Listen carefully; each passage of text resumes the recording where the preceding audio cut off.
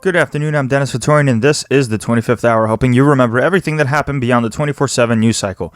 Now, in this week's news for the week of February 28th to March 6, 2021, de Blasio rolls out a door-to-door vaccination campaign, high school reopening plan, and police reform proposals, while the governor continues to languish in his nursing home and sexual misconduct scandals, now including the revocation of his emergency powers to deal with the pandemic. Biden waits anxiously to sign a COVID relief bill as the Senate sends back their changes to the House. Now, on to the show. Things may have changed by the time you hear this. Starting with de Blasio. The city has a total of 744,000 logged COVID cases and 29,700 deaths as rates continue to decrease. De Blasio urged state lawmakers at the start of the week to revoke Cuomo's emergency COVID powers and gave Cuomo unsolicited advice in telling him to take the allegations seriously, definitely enjoying every second of his political adversaries' pummeling as the governor faces sexual misconduct allegations. The mayor additionally said that revoking Cuomo's emergency powers wasn't enough and has called for the governor to resign. That's not an apology. He seemed to be saying, I was just kidding around. Sexual harassment is not funny. It's serious. It has to be taken seriously. And he just clearly was letting himself off the hook for something that, for the women involved, sounded pretty terrifying. And no, we need a full investigation. We need the whole truth of what happened. We need to make sure it never happens again. And we need to look at the nursing home issue. We cannot just look at one or the other. We need a full investigation of the nursing home issue, where thousands of people died. Information was covered up on purpose. And we still don't know if our seniors are safe going forward. Our elders, we don't know if they're safe because we have not got a full accounting of the facts. So both these issues need to be looked into independently, thoroughly. And we need to know what has to change as a result. The mayor also looked back on how the city was affected by the pandemic on the one-year anniversary of shutdowns caused by COVID. While the mayor was too happy to harp on the governor, some problems persist at home when it comes to long wait times for vaccines, with one example being a Javits Center, as overwhelmed staff caused hundreds of people waiting in line for hours. Nevertheless, good news abounds as the mayor announced a door-to-door campaign to vaccinate the elderly with the Johnson & Johnson vaccine.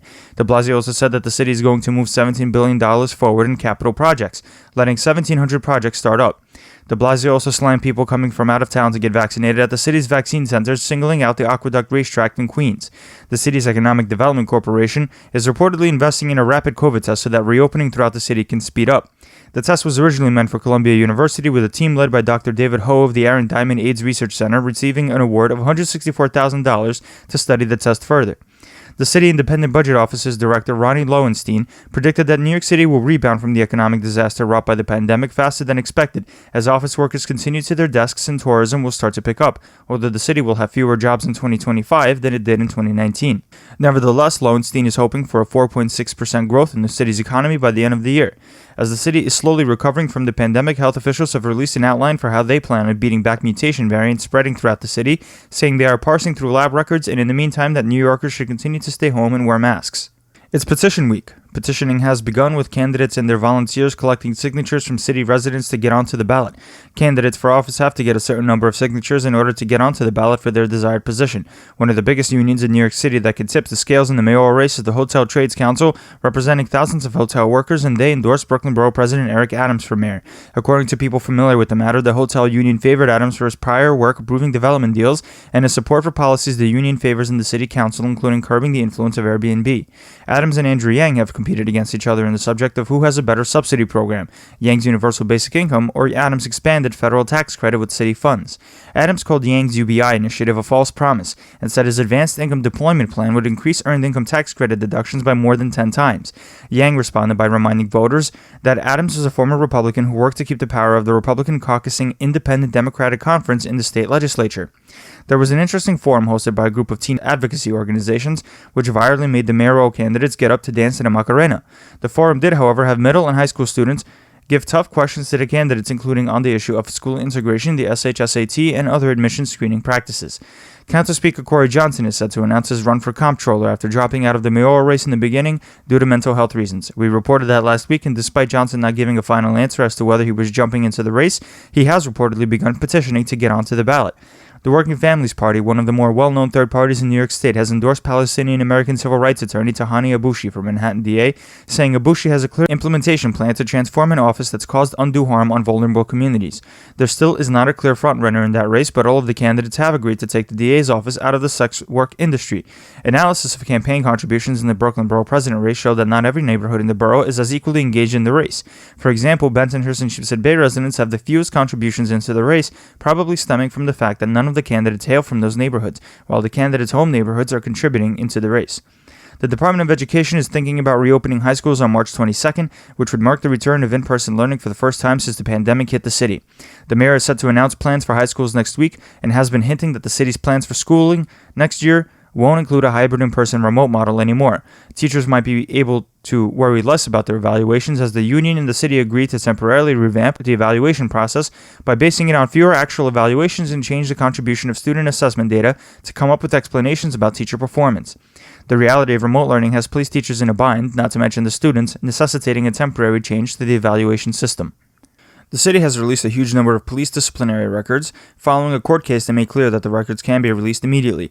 The records include all misconduct complaints against the city's police brought before the Civilian Complaint Review Board, along with which complaints are substantiated or not. Underscoring the danger of passing on COVID, the 5 city DAs urged state lawmakers to upgrade spitting at someone to a violation, up from a misdemeanor, which could potentially land someone up to a year in jail. Brooklyn DA Eric Gonzalez pointed to the statistic that transit workers were spit on 200 times last year to show that it's a serious issue. The police commissioner released a public apology expressing regret over the NYPD's past racist practices and said that he is trying to change the culture of the NYPD in part by hiring more diverse officers. Police Commissioner Dermot Shea was asked in an interview about the NYPD's racist practices, which spurred the commissioner to apologize. Meanwhile, police unions said they are going to intervene in Attorney General Letitia James's lawsuit against the NYPD's handling of police brutality protests last summer, saying the city and the department are going to vigorously defend police officers like they can. James has included now former Chief of Department Terrence Monahan in her lawsuit, saying Monahan's actions encouraged unlawful behavior among the police against protesters. The mayor has released what he called the first part of his police reform plan, attempting to address relationships between marginalized communities and the police department. The plan would give the CCRB the power to investigate biased policing, amend the police patrol guide, speed up when the NYPD gives over body cam footage to investigators, launch a joint task force with the police and violence interrupter groups to end gun violence, and create one agency to consolidate victim services. The mayor unveiled a plan to use the city's street lamps and other public infrastructure to increase high-speed internet access for underserved communities. $157 million in contracts with telecommunications companies should bring 5G wireless tech to upwards of 600,000 New Yorkers. De Blasio had been trying to implement an internet plan since January of last year. The MTA came after police commissioners who were abusing a program whereby active-duty cops were supposed to get free Metro North and LIRR rides. Moving on to the city council. After mayoral candidates pitched for giving taxes and fines levied against small businesses during the pandemic, the city council is now reportedly considering doing the same thing, even going so far as refunding violating businesses their fines. Council members Mark Gionai and Vanessa Gibson are sponsoring 2 separate bills that would achieve the reported aims and would also update and lower fines and violations. Brooklyn Councilman Robert Corneghi Jr., who is running for Brooklyn Borough President, is in the middle of a small firestorm that involved his staff getting into it with a constituent at a political event last November. The fight started over signs, with Community Board member Keith Forrest asking Corneghi's Chief of Staff, Sarissa Phillips Singletary, to move their Corneghi sign away from a sign promoting a neighborhood winter wonderland event. Philip Singletary said no, at which point allegedly Forrest started raising his voice. Then Corneghi's Mental Health and Constituent Services Director, Twyla Evanson, and another staffer, Sean Francis, started yelling back at Forrest, with Evanson telling Forrest, "You'll never work in Brooklyn again, I will destroy you," and Francis saying, "You don't know who you're messing with." The police were called, with Philip Singletary filing a harassment complaint against Forrest. Forrest filed a harassment complaint against the 3 Corneghi staffers in the 79th precinct the next day. Councilman Corneghi released a statement supporting his staff, saying that no staff member should tolerate abuse in the course of their jobs. Corneghi has recently landed in hot water as well for a complaint filed from an ex-staffer who said Corneghi asked his staff to donate and work on his Brooklyn Borough President run while they were on official government business. Council members Justin Brannon and Costa Constantinides are fighting to keep funding for a climate change office that is on the chopping block due to a lack of federal funds to keep it afloat. The Mayor's Office of Resiliency is funded solely through the Federal Community Development Block Grant Disaster Recovery Program and applies climate science to city policy programs, capital projects, and more. The 2 lawmakers sent a letter to de Blasio to fund the program into the 3rd quarter of next year, with the mayor saying that when the funding dries up for the office, he'll look for alternate funding. A group of city council members are trying to fight back against a city policy that would seek funding clawbacks from schools with lower enrollment due to the pandemic. The group said in a letter to the Department of Education Chancellor Richard Carranza that the policy will affect low-income students the most, but Carranza in turn says that the money being returned to the city is meant to help low-income students the most. Which is it? We'll find out more in a hearing at the end of the month. City Councilman Bill Perkins has decided at the last minute to run for re-election in his Central Harlem district, but there are concerns that he's just not fit for the job anymore. Colleagues and residents familiar with Perkins' work say they've witnessed memory loss and disorientation, sometimes not recognizing old friends, not being able to recount past accomplishments, or walking into the wrong meetings. Upper East Side Council candidate Chris Sosa alleged that police officers harassed a black staffer and took his petitions containing 120 signatures. The police say they received complaints the staffer was illegally soliciting the signatures and took 20 pages of petitions. A detective from the 19th Precinct promised Sosa that the matter will be looked into. Sosa is seeking to replace term-limited Councilman Ben Kalos. Moving on to Cuomo. The state has logged 1.68 million COVID cases and about 47,700 deaths. Food pantry and food bank staff can go get the vaccine now, as eligibility has included them this past week. For some reason, the state's farm workers were taken out of the state's 1B eligibility at the last minute, according to a source familiar with the discussions. The CDC recommends that farm workers be included in the eligibility tier, but states are left to make their own priority lists. The state began administering the newest Johnson & Johnson vaccine this week at mass vaccination sites, including Yankee Stadium and Javits Center. The state health department is being criticized in conjunction with the consulting firm Tony Korf Partners LLC for cutting the amount of beds in the budget overall for a Far Rockaway Queens hospital, which was the epicenter of the pandemic in the beginning, being overrun with dying COVID patients. Health Department spokesperson Erin Silk said that the state has been working with St. John's Hospital for years about restructuring, but St. John's Board Chair Reverend Lawrence Provenzano said the health department is abandoning the health needs of the community. In a bit of good news, State Comptroller Thomas DiNapoli projected that the state might be in a better financial position than expected, as an optimistic tax revenue forecast and federal aid might give way to budget surpluses. Long Island's Nassau County is one place that has seen an actual surplus, which according to a new budget report landed to the tune of $75 million. Plays, concerts, and other theatrical performances can resume throughout the state starting April 2nd at 33% capacity, up to 100 people indoors and 200 people outdoors. State prisons have also started administering vaccines against immunocompromised inmates 3 weeks after the prisoners were deemed eligible. The governor was hit with 3 more sexual misconduct allegations this week. According to Anna Rooch, the governor grabbed her by the lower back at a wedding, put his hands on her cheeks, asked Rooch, "Can I kiss you?" and tried going for a kiss, which Rooch pulled away from. Then on Saturday, 2 more women came forward with their own accusations. Karen Hinton, Cuomo's former press aide, told the Washington Post that she endured a very long embrace in a dimly lit LA hotel room in December 2000 when Cuomo served as Bill Clinton's Housing and Urban Development Secretary. Hinton said that she pulled away, but Cuomo pulled her back in, but a representative for Cuomo said that the encounter never happened.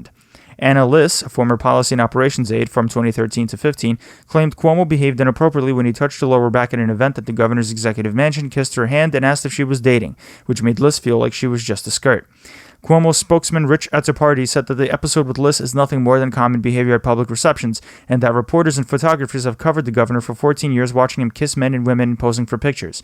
Azzopardi blasted journalists for what he called reporting on Hinton's reckless claim, and called her an antagonist of the governor's. The governor tussled back and forth with the attorney general about how to conduct an investigation into the allegations, first with the governor choosing an ex-federal judge as a private investigator, then agreeing to let the attorney general handle a probe, but within specific parameters, and ultimately relenting to let the attorney general Letitia James be able to subpoena witnesses and documents in a probe that can stretch for months and continue to derail Cuomo's political career, including having the governor testify. Cuomo retained a prominent white-collar defense attorney, Elkin Abramowitz, to represent him in the nursing home probe after originally saying that Mr. Abramowitz was also repping him in the sexual harassment scandal. In his latest press briefing after a temporary public absence, Cuomo apologized for making the women feel uncomfortable and that he regretted others took his joking around as unwanted flirting, but ultimately rejected calls to step down, as he said he's going to do the work he was elected to do. I'm not going to resign. I work for the people of the state of New York. They elected me, and I'm going to serve the people of the state of New York. And by the way, we have a full plate. We have COVID, we have recovery, we have rebuilding, we have a teetering New York City, we have a terrible financial picture. We have to do vaccines. So no, I never touched anyone inappropriately. I never knew at the time that I was making anyone feel uncomfortable. And if I ever did make people feel uncomfortable, which I now understand that I have, I apologize for it. I feel terrible that these people felt uncomfortable, felt hurt, felt pain from the interactions. I now understand that I acted in a way that made people feel uncomfortable. It was unintentional, and I truly and deeply apologize for it. I feel awful about it, and frankly, I am embarrassed by it. I ask the people of this state to wait for the facts from the Attorney General's report before forming an opinion. Charlotte Bennett, one of the women who accused Cuomo of wrongdoing, slammed his apology and called Cuomo someone who has refused to acknowledge or take responsibility for his predatory behavior. She said in an interview later in the week that when she approached the chief of staff and chief counsel with her complaints, she was told that the situation didn't need to be investigated. Did you watch Governor Cuomo's apology? I did. It's not an apology. It's not an issue of my feelings. It's an issue of his actions. The fact is that he was sexually harassing me, and he has not apologized for sexually harassing me. And he can't even use my name. Then the Times released a report saying that according to interviews and documents reviewed by the Times, Cuomo's aides intervened and rewrote nursing home reports that shielded the true number of dead nursing home residents, possibly in order for Cuomo to successfully release his book touting his leadership at the outset of the pandemic. Cuomo's special counsel Beth Garvey responded to the report saying that the nursing home reports in question couldn't include the nursing home death figures the Times is alleging to have been omitted because the figures couldn't be verified. A Quinnipiac survey of New Yorkers found that most, 55%, don't want Cuomo to resign, but they don't want him running for a fourth term either, with Democrats at 50% on the issue. A clear majority, 75%, say Cuomo did something unethical or illegal with how the governor handled the nursing home situation. A separate WPIX 11 poll found that Cuomo's approval rating is 38%. The New York State Democratic Party chairman Jay Jacobs urged Democrats to let the investigations play out, saying that he doesn't want people to assign guilt before a final verdict from a probe. But Jacobs caught flack for what seemed to be normalizing a culture of bullying and sexual harassment at the state capitol and urging listeners to not dismiss Cuomo's record of service in the state. The New York Post tabloid on page 6 reported that grocery store magnate John Catsimatidis, who rejected running for mayor on the Democratic line, is thinking about challenging Cuomo for governor, him and some Republican congressmen such as Tom Reed and Lee Zeldin. Some even say that the way Cuomo has handled the sexual misconduct allegations runs afoul of a 2019 law that he himself signed into law. The law states that all complaints will be investigated and that the investigation will be prompt and thorough, compared to how Cuomo denied the accusations initially to how he tried to wrangle with Attorney General Tish James about how to conduct the investigation. Cuomo's special counsel Beth Garvey refused to comment. Two of Cuomo's aides have since left the governor's office early, Press Secretary Caitlin Gerard and Interim Policy Advisor Aaron Hammond. The two staffers were set to leave anyway, but Cuomo's scandals have sped up their plans. The Republican members of the Joint Commission on Public Ethics, or JCOPE, including Commissioner Gary Levine, George Wiseman, and David McNamara, plan to write Attorney General Letitia James, Albany County DA David Soares, and Manhattan DA Cy Vance a letter asking for a joint investigation into who leaked information about a JCOPE probe against Cuomo to the governor himself. The Albany and Manhattan DAs both turned down requests to start an investigation into the matter, saying their offices have limited resources. There were questions within JCOPE about which DA might even have jurisdiction into the probe in the first place. Niagara Falls Transportation Authority is starting to convert its 325 buses to an all-electric fleet, with 10 new electric buses slated to be delivered at the cost of $10.2 million. The State Teachers Union is urging school districts around the state to speed up COVID testing for students and staff as the pressure mounts up to reopen schools more fully. Moving on to the state legislature. Both the Senate and Assembly voted to revoke Cuomo's emergency powers to handle the pandemic, which were given to him by the very same legislature in the beginning. Cuomo reportedly agreed with the revocation of emergency powers and is expected to sign the bill that comes to his desk. Many lawmakers are siding with the women that have come out with allegations against the governor, but are waiting for the results of any investigation concluded by the Attorney General, which is going to take a while. State millionaires are asking the governor and state lawmakers to raise their taxes as the legislature continues to negotiate a state budget due to be released by April 1st. 51 millionaires, including Walt Disney's grandniece Abigail Disney, the former managing director of BlackRock, Morris Pearl, and the descendants of Presidents Van Buren and Cleveland, signed onto a letter urging lawmakers to pass the Invest in Our New York Act, which would raise taxes on the wealthy and powerful corporations. In the Assembly passed its nursing home reform bill, sending it to the governor as it was already passed by the Senate on February 22nd. The reforms include bringing violations more to light, assuring quality in nursing homes, and looking into long-term care facilities, all as a result of how nursing homes treated their residents and staff at the outset of the COVID pandemic last year. Over in the Senate, State Senator Brian Benjamin continues to receive scrutiny. The Upper Manhattan senator faced a small scandal about a month ago for accepting campaign donations from a straw donor that made it look like a 2-year-old donated $250 to a city comptroller campaign, but Benjamin has since paid that money back. Now, Senator Benjamin had to step down from the board of a controversial company called NextPoint Acquisition Corp., which has recently bought a subprime consumer lending company that has historically charged huge interest rates in Liberty Tax, which has recently settled with the federal government over charges it failed to protect clients from fraudulent tax returns. Benjamin was receiving about $50,000 a year from just sitting on the board of NextPoint and owns about $250,000 in stock. Benjamin told the Daily News that he was stepping down from the board, but it isn't stopping activists from calling foul, considering Benjamin is running for an office that handles the city's retirement accounts and financial audits. A bill introduced by Queens Democratic Senator Michael Gianaris proposes to turn hotels and office buildings into affordable housing. It's a plan similar to what Governor Cuomo outlined in his State of the State address, but it differs in that there would be a mandated amount of affordable housing units built, as well as only allowing distressed commercial buildings and those up for a sale to qualify being snatched up by the state.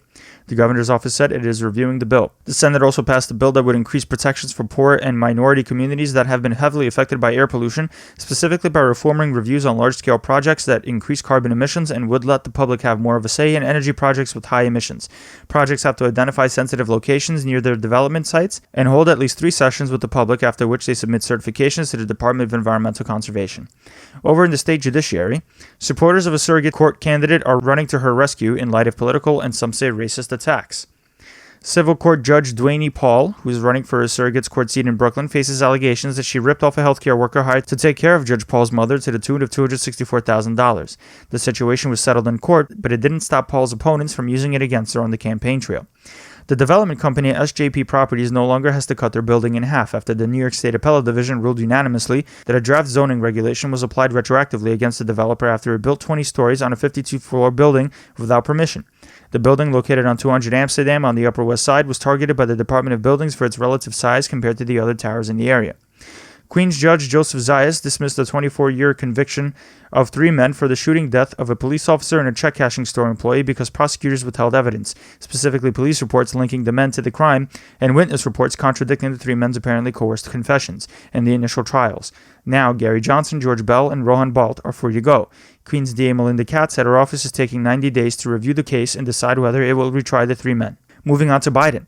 Biden has been having a good week when it comes to his fight against COVID. First, his COVID relief bill passed through the Senate after substantial changes were made to the House version, as we outline in a bit later. Today, I can say we've taken one more giant step forward in delivering on that promise that help was on the way. It obviously wasn't easy. It wasn't always pretty, but it was so desperately needed, urgently needed. This nation has suffered too much for much too long. And everything in this package is designed to relieve the suffering and to meet the most urgent needs of the nation and put us in a better position to prevail. Then he had announced that the schedule for every American to have access to a vaccine has jumped up from July to May. That doesn't mean everyone will be vaccinated by May, but that the question of supply is largely answered ahead of schedule. We're now on track to have enough vaccine supply for every adult in America by the end of May. Let me say that again. When we came into office, the prior administration had contracted for not nearly enough vaccine to cover adults in America. We rectified that. About 3 weeks ago, we were able to say that we'll have enough vaccine supply for adults by the end of July. And I'm pleased to announce today, as a consequence of the stepped-up process that I've ordered and just outlined, this country will have enough vaccine supply, I'll say it again, for every adult in America by the end of May. By the end of May. That's progress, important progress. The president also said that with the increase in supply, teachers will be prioritized so that schools reopen faster. Biden then announced a partnership between Johnson & Johnson and Merck, the vaccine supply company, which eases distribution to all 50 states. The U.S. is now averaging 2 million doses per day, according to the CDC, up from 1.3 million last month. In response to Texas and Mississippi lifting their mask mandates and allowing businesses to open up 100%, Biden decried the state policies and said that we need less Neanderthal thinking while the pandemic still rages. I hope everybody's realized by now, these masks make a difference. We are on the cusp of being able to fundamentally change the nature of this disease because of the way in which we're able to get vaccines in people's arms. We've been able to move that all the way up to the end of May to have enough for every American, to get every adult American to get a shot. And the last thing we need is the Neanderthal thinking that in the meantime, everything's fine, take off your mask, forget it. It still matters. I carry a card with me. I don't have it. I put it on my desk. As of yesterday, we had lost 511,874 Americans. We're going to lose thousands more. This will not occur. We'll not have everybody vaccinated until sometime in the summer. We have the vaccine to do it. Getting a shot in someone's arm and getting a second shot, you're going to take time. And it's critical that they follow the science. Wash your hands, hot water, do it frequently, wear a mask, and stay socially distanced. And I know you all know that. I wish the heck some of our elected officials knew it. So thank you very much. Thanks, guys, everybody. Thank you. The CDC has new draft guidance on the pandemic that encourages small steps back to normal life, including recommendations that Americans congregate with other vaccinated people inside their homes for gatherings, still wear masks in public and social distancing practices, and allow travel for those fully vaccinated. The CDC has also reported that half of the nation's senior population has now been vaccinated. Reports later in the week also show that Biden is working on pressing insurers to boosting inoculations amongst vulnerable communities of seniors over 65, as that demographic has a hard time navigating the online websites needed to make appointments. Sign-ups are back to increasing on the federal government's Obamacare website, healthcare.gov, with more than 200,000 people signing up for coverage in the first 2 weeks after the website was reopened. Trump had failed to get rid of Obamacare, but did everything he could under his executive authority to make it harder for people to sign up. The DOJ said they're going to appeal a judge's order that the eviction moratorium put in place originally by the Trump administration and that the Biden administration said that it would continue was unconstitutional. Biden spoke out in support of a unionization drive attempted by Amazon workers, not something usually done by a U.S. president. Biden didn't endorse unionization outright, but rather told Amazon to let workers decide for themselves whether they wanted to unionize, as the company has launched a vigorous campaign to scuttle the effort. Biden plans to sign an executive order that would increase voter access, coming on the heels of the House passing H.R. 1, their voting rights bill, along with the Supreme Court looking into Arizona's voter access changes, as well as the voting changes being sought after by Republican legislatures around the country. The executive order would tell agencies to increase access to voter registration materials and make it easier for military members, Native Americans, and people with disabilities to vote. The latest job numbers released by the Department of Labor showed jobless claims increasing slightly to 745,000. Employers did add 379,000 jobs last month, with the unemployment rate going down 0.1% to 6.2%. There was a slight drop in the labor force, with 61% of working-age people either working or looking for work, compared to 63.3% before the pandemic. Migrant families that were separated under the Trump administration may be allowed to reunite and stay in the U.S. as their cases go through the immigration process. Homeland Security Secretary Alejandro Mayorkas said families can choose to reunite in their countries of origin as well, along with receiving government services such as transportation, healthcare, and mental health services. Biden's administration has called for 20,000 new beds for child migrants since a surge in the number of unaccompanied children shot up since Biden came into office. Checking in on Biden's immigration bill, it looks dead in the water, as a preliminary whip count in the House showed that Democrats wouldn't even vote on it, but some of that might be attributable to the White House not lobbying lawmakers on the issue right now, as it isn't a priority. Internal documents leaked by the DHHS show that Border Patrol is detaining unaccompanied kids for 77 hours on average, more than the 72 hours permitted by federal law, and overwhelming the detention facilities' capacities. Following the news of the leaked report, draft plans acquired by the Washington Post said that the White House wants Texas family detention centers to now become rapid processing hubs, in that they plan on releasing people within the federally mandated 72 hours after screening them in an Ellis Island-style screening process. Biden has instructed long-term facilities to increase their capacity as more beds are needed in the face of a child migrant surge at the border.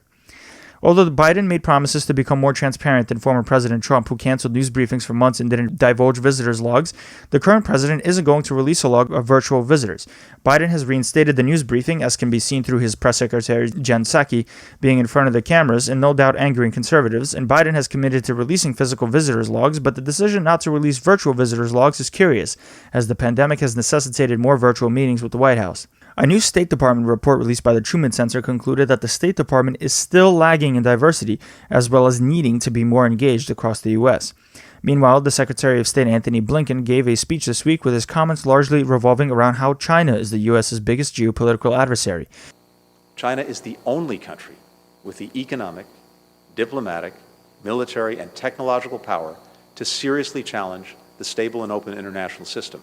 All the rules, values, and relationships that make the world work the way we want it to. Our relationship with China will be competitive when it should be, collaborative when it can be, and adversarial when it must be. The common denominator is the need to engage China from a position of strength. That requires working with allies and partners, not denigrating them, because our combined weight is much harder for China to ignore. It requires engaging in diplomacy and in international organizations, because where we've pulled back, China has filled in. In a new Pew Research poll, 9 out of 10 Americans view China as a competitor or enemy, and almost half of the country believe the U.S. should work to limit China's power. A Gallup poll also recently showed that 79% of Americans hold an unfavorable view of China. China is being blamed for hacking more than 20,000 Microsoft customers in the U.S., including businesses, government agencies, and schools, in a massive cyber attack on Microsoft's Outlook email software. The true number of victims could reach 250,000, according to people familiar with the matter. China denies being behind the attack, and the attack is more widespread than the Russian SolarWinds hack, which punctured into the digital files of numerous federal government agencies through a backdoor in a private software used by many clients. Biden is receiving flack for not punishing Saudi Arabian Crown Prince Mohammed bin Salman for the killing of journalist Jamal Khashoggi. On Sunday, Biden originally said there would be an announcement about the issue on Monday, inferring that there might be a bigger punishment against MBS, but White House staff said that there would just be clarification on existing announcements, not new ones. Iran said they're turning down the U.S.'s and EU's offers to sit down and talk directly about Iran's nuclear program, throwing a wrench in efforts to revamp the nuclear deal signed by Obama in 2015 and that Trump pulled out from, putting in place new sanctions. Iran had since ramped up its nuclear program, much to the dismay of other countries that are still party to the agreement, and Biden said that he would only take off sanctions once Iran agreed to reduce their program.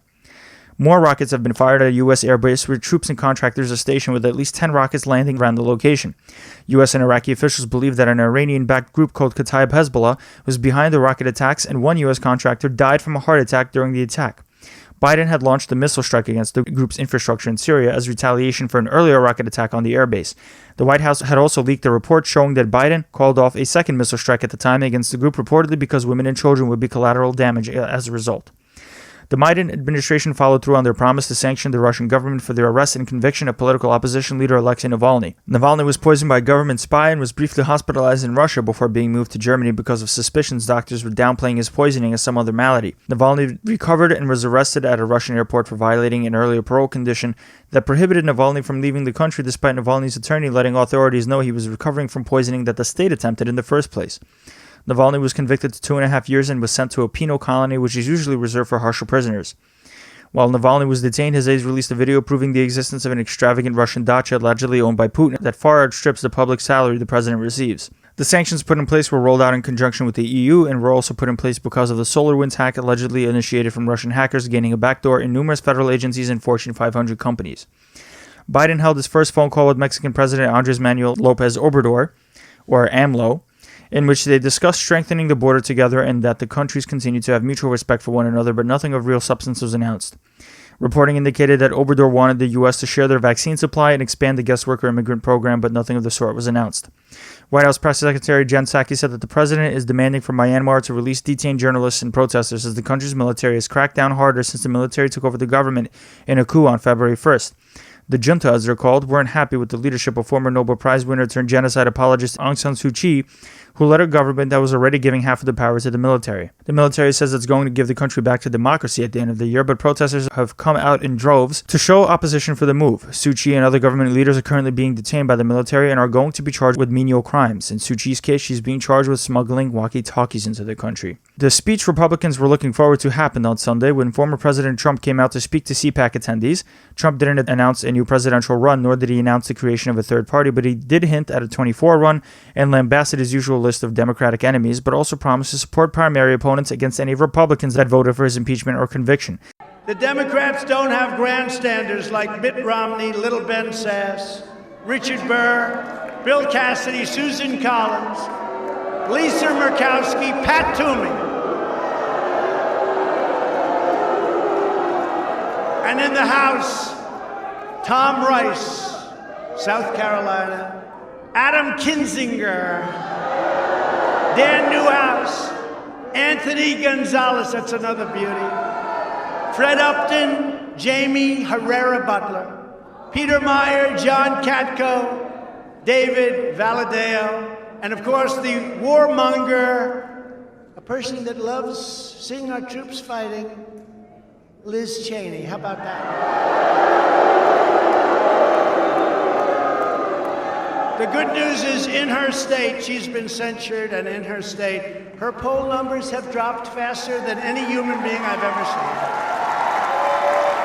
So hopefully they'll get rid of her with the next election. Get rid of them all. A CPAC straw poll showed that despite there being a clear majority of 68% of attendees that support Trump for another run for president, it's still a much lower margin than expected from a group of diehard supporters. Taking Trump out of the picture, Florida Governor Ron DeSantis blows all other possible candidates out of the water. Continuing the saga of investigations into Trump and his associates for various legal infractions, the latest person being investigated around Trump's orbit is his organization's finance chief, who is said to know, quote, where the bodies are buried. Alan Weisselberg's dealings with the company have been a topic of concern, with witnesses being investigated by state prosecutors, according to people familiar about the matter. The Department of Transportation Inspector General released a report showing that Trump's former Transportation Secretary and Mitch McConnell's wife, Elaine Chao, abused her office by making her aides run errands for her, as well as helping market her father's book. The Inspector General had referred Chao for prosecution at the Department of Justice, but the department declined to open a criminal investigation. Trump's former strategist, Katrina Pearson, who rose through the conservative ranks starting as a Tea Party activist to becoming Trump's campaign spokeswoman in 2016, is thinking of running for the seat vacated by the passing of late Texas Representative Ron Wright. Other former Trump officials aren't ruling out running for office, like former Secretary of State Mike Pompeo, who didn't rule out a 2024 presidential run.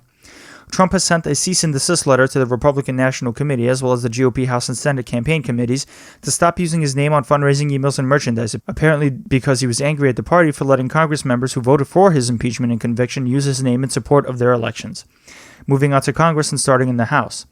Following the threats of an attack by Trump QAnon supporters on March 4th, the House chamber adjourned earlier in the day, after quickly passing two bills dealing with voting reform and police reform.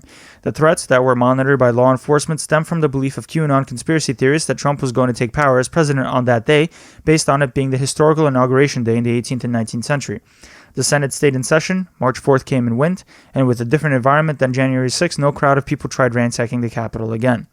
It was reported that a false talking point by the New York Republican caucus has cost New York important funding in an upstate district. Representative Elise Stefanik continued to perpetrate the lie that money in the COVID relief package went to support a bridge for Senate Majority Leader Chuck Schumer, when in reality, the proposal went to funding an improvement to the Seaway Bridge, which connects New York to Canada over the St. Lawrence River, which was proposed under the Trump administration by his former Transportation Secretary, Elaine Chao.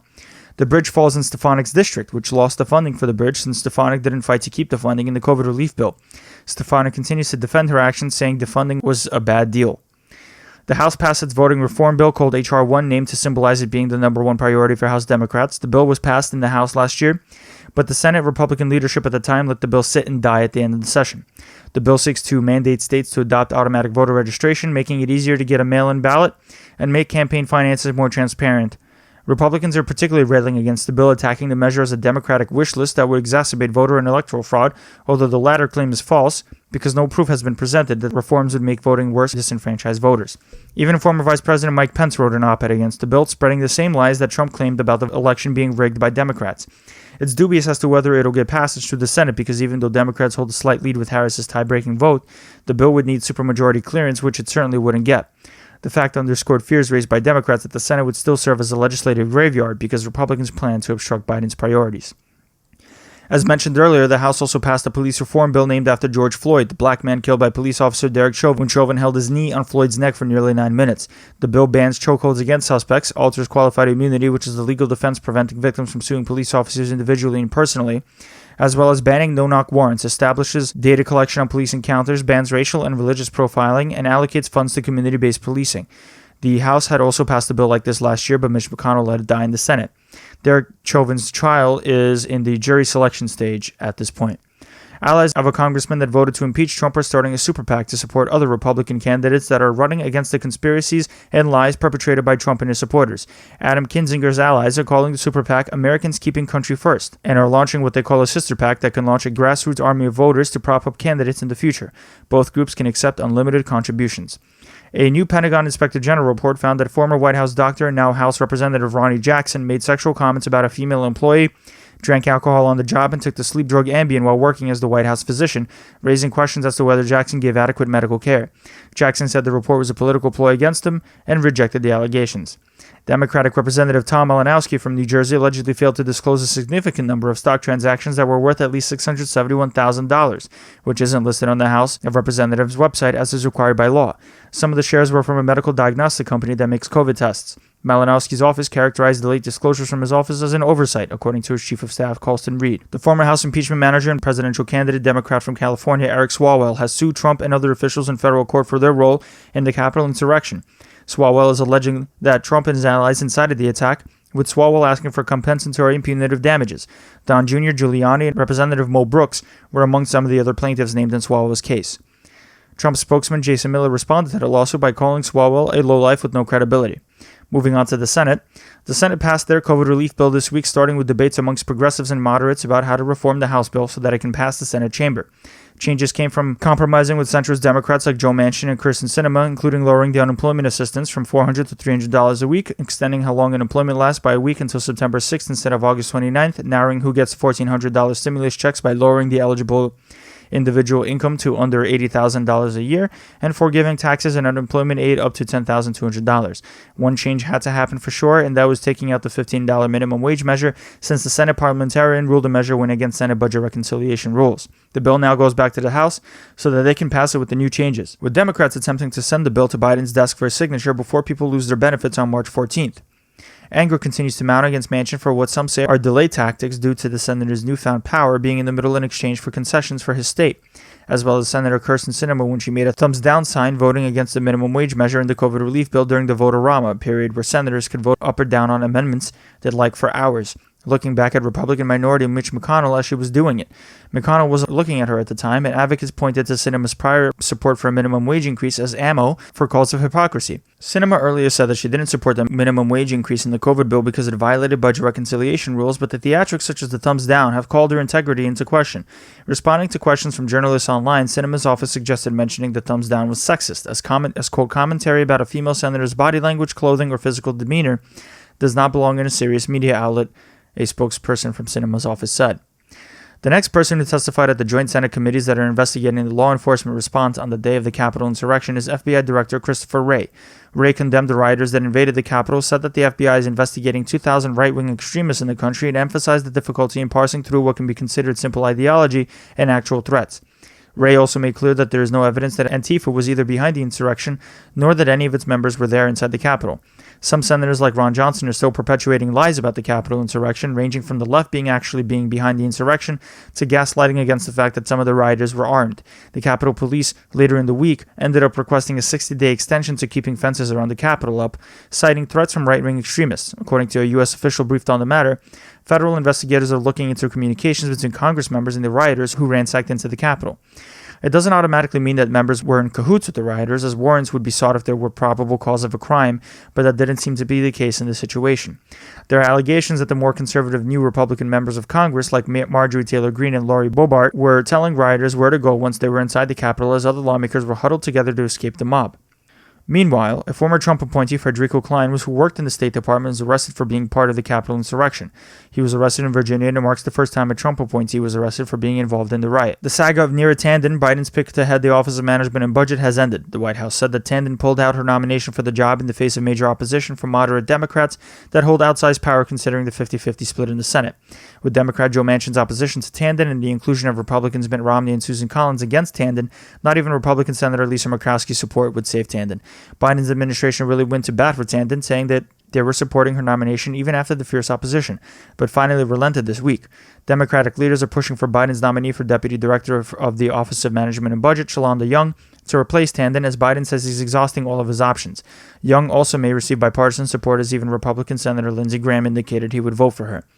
The Senate confirmed more of Biden's cabinet nominees and other appointments over the week.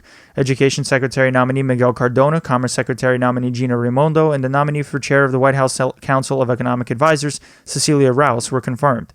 Rouse notably becomes the first black person and the fourth woman to lead the White House Economic Council. Interior Secretary nominee Deb Haaland received a key endorsement from Republican Susan Collins, bringing her nomination to the full Senate floor, and Health and Human Services Secretary nominee Javier Becerra is also continuing the discussions with senators for his floor vote. The committee in charge of his nomination tied on their vote for him, which, under the agreement between Schumer and McConnell, advances the issue to the whole Senate floor. Senator Tom Cotton is going to be placing a hurdle on quickly confirming Merrick Garland to lead the DOJ, apparently because Garland refused to answer basic questions on a written form Cotton sent to Garland about immigration, the death penalty, and gun policy. It pushes Garland's floor vote to next week. Colin Kahl, Biden's choice to lead the top policy office in the Pentagon, faced harsh opposition from Republicans for past tweets denigrating Trump and his own support in favor of the 2015 Iranian nuclear deal. Kahl apologized for his past tweets. Biden still has only half of his cabinet confirmed, placing a hurdle on getting his policy priorities done quicker. Massachusetts Senator Elizabeth Warren is reviving talks of passing a wealth tax measure. Specifically, the tax would be 2.2% on individual net worth, including stocks, houses, and other assets after debts are subtracted, against individuals making above $50 million. An additional 1% is placed against individuals making $1 billion. The new chair of the Senate Judiciary Committee, Senator Dick Durbin, warned his Republican colleagues from blocking judges nominated by Biden, saying that Republicans' prior history of ramming through their judges during Trump's presidency and any potential abuse of the blue slip process would ultimately end with the end of the blue slip privilege. A blue slip refers to when the senator from the same state as the judge being nominated vetoes that judge's nomination as a point of privilege to that senator. A bipartisan group of senators has introduced a bill that would claw back Biden's and future presidents' war powers. Constitutionally, any president has to ask Congress to declare war formally, but the last time that happened was World War II, with presidents launching numerous wars afterwards without Congress's permission under loopholes that say the president can respond to attacks swiftly. Biden's missile strikes into Syria against an Iranian-backed militia spurred the group, including Senators Duckworth and Lee, to introduce the measure. Biden reportedly supports the bill, saying that he wants the White House to work within a narrow framework to rein in open-ended conflicts. The current congressionally authorized use-of-force laws were passed right after 9/11 and again in 2002, with many surges of troops justified based on the outdated authorizations. Some attention is being paid to New York Senator Kirsten Gillibrand for a possible double standard and how she's responding to Cuomo's sexual misconduct allegations. When former Senator Al Franken was accused of sexual misconduct, including a picture showing Franken making it look like he was grabbing a female soldier's breasts, Gillibrand was one of the first Democratic senators calling for the ouster of her colleague, but hasn't acted the same with Governor Cuomo, who's facing sexual misconduct allegations of his own. Moving on to the federal judiciary. The Supreme Court heard oral arguments in various cases this week, with the highest profile argument revolving around efforts by Republicans to defend Arizona election laws that seek to make election officials throw out ballots cast at the wrong precinct and prohibit campaign workers from delivering ballots to a precinct. The plaintiffs argued that the two laws ran afoul of Section 2 of the 1965 Voting Rights Act, which prohibits any law that would disproportionately affect minorities. Eyes are on Chief Justice Roberts and the newest Justice Amy Coney Barrett, who gave skeptical questions to the Republicans' counsel. Under questioning from Supreme Court Justice Amy Coney Barrett, the attorney for Arizona Republicans explained part of the reason why they want to keep the laws on the books is pure politics. It puts us at a competitive disadvantage relative to Democrats. Politics is a zero-sum game, and every extra vote they get through unlawful interpretations of Section 2 hurts us. Cynics are already getting ready for the conservative majority court to uphold the Arizona laws, pointing to Chief Justice Roberts' prior striking of Section 3 of the Voting Rights Act that required southern states with histories of placing obstacles in minority enfranchisement to clear their election rules with the federal government. Justice Barrett was also in the spotlight in a case where she limited the ability of advocacy groups to use Freedom of Information requests for government documents. In a 7-2 decision, Barrett wrote an opinion telling the Sierra Club, the environmentalist nonprofit, that they cannot get more information out of the EPA regarding a regulation about how companies can use buildings utilizing water to cool down industrial equipment because the information was preliminary and not a final rule. It was Barrett's first written opinion. The High Court also ruled against an immigrant who wasn't allowed to state a defense against his deportation, saying in a 5-3 opinion written by Justice Gorsuch that Clemente Pereda did not meet his burden of proof in arguing that Pereda's past misdemeanor crime of using a fraudulent Social Security card to gain employment wasn't a crime of moral turpitude, one of the disqualifying conditions of preventing deportation. Justices Breyer, Sotomayor, and Kagan dissented, with Breyer saying the ruling makes the immigration system just more confusing. New York's federal appellate court, the Second Circuit Court of Appeals, has ruled that the crime of attempted bank robbery is categorically a crime of violence in a case revolving around a convicted bank robber, Collier, who argued that he shouldn't have been convicted for possessing a firearm during the commission of a crime of violence, and that the court should not have treated him as a career offender. A defendant is treated as a career offender if they were convicted of a felony crime of violence, and thus their sentence becomes longer. Collier tried saying that because the crime is attempted robbery, there is no inherent violence substantively being committed, but the Second Circuit disagreed, saying that the crime being attempted is violent, and thus attempted robbery can be considered a crime of violence. The Second Circuit also held in a total panel ruling, or an en-banc review, that first-degree manslaughter is a violent felony for the purposes of the Armed Career Criminal Act, which would trigger mandatory minimum sentences against convicted criminal defendants. A minority of the panel strongly dissented because manslaughter can possibly occur through the act of omission or failure to act. For example, someone who owes a duty of care to another but fails to act in preventing their death is technically committing manslaughter, which the minority dissent says should not be considered a crime of violence. Steve Bannon, Trump's former top political strategist, is fighting federal prosecutors over a pardon handed to him by former President Trump in the final days of his tenure for allegations that Bannon defrauded donors in a border wall scheme. Bannon's attorneys asked Judge Annalisa Torres of the Manhattan Federal Court to dismiss the indictment against him, but federal prosecutors argued that the pardon didn't apply to a grand jury's indictment, which was at the heart of the matter, and not the charges themselves. If the grand jury indictment is wiped off the record, it makes it harder for prosecutors to connect Bannon's actions to his 3 co-defendants. Judge Torres asked both sides to submit briefs on the issue. A 3-judge panel on the D.C. Circuit Court of Appeals has upheld a lower court's dismissal of a defamation claim pursued by a victim of late Fox News executive Roger Ailes' sexual misconduct. Laurie Lunn had sued Fox and its chief executive Suzanne Scott for Scott's claim in an LA Times article that she knew nothing of Roger Ailes' sexual misconduct and that she, quote, never had any issues with any sort of harassment herself. But the D.C. Circuit said the statements didn't reach the legal standard for defamation. Lunn's lawyers are planning to appeal to the entire D.C. Circuit. In national news, the U.S. has a total of 28.9 million logged COVID cases and about 523,000 deaths. Experts are saying that although the past few weeks saw a decreased rate of illnesses and deaths, that percentage has now stalled amongst fears of mutations infecting more people. With the distribution of the Johnson & Johnson one-shot vaccine, public health officials are hopeful that the tide will keep receding. States that were once fearful of revenue loss are now gaining more hope as federal aid has successfully propped sales tax revenue, which also gives public employees hope as positions and pay were cut. The Miami Herald reported that a wealthy community in the Florida Keys was allowed to receive COVID vaccines in January before much of the state's seniors were able to get vaccinated. A CNN analysis found that the nation could reach herd immunity through vaccinations alone by the summer, hyping up the drive for people to get inoculated sooner rather than later and return to somewhat normal life. Virginia joined 15 other states in legalizing marijuana. The state legislature approved the bill that was sent to Governor Northam's desk. New Jersey recently enacted their marijuana legalization law as well. Civil rights leader Vernon Jordan passed away this week at the age of 85. Jordan came up working with the NAACP in the 60s, helping desegregate Georgia, with one episode coming to mind wherein Jordan escorted one of the first black students at the University of Georgia, Charlene Hunter, through white protesters in 1961. Jordan led the National Urban League and United Negro College Fund, lobbied LBJ personally on civil rights, and became a close political advisor to Bill Clinton in the 90s. Jordan became known as a prominent power broker over the years. That's it for this week's show on the 25th hour, helping you beat the 24/7 news cycle every Sunday afternoon.